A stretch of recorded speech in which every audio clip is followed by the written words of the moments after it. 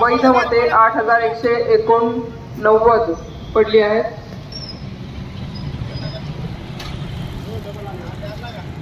उमेदवार निहाय मत खालीलप्रमाणे: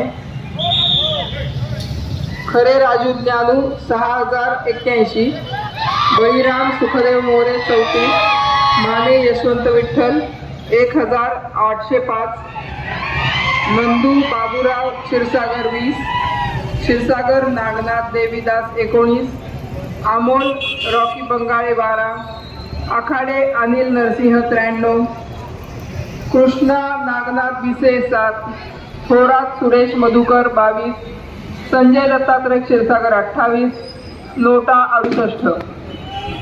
एकूण वैध मत 8189. आता एकूण मतांची माहिती सांगत आहे.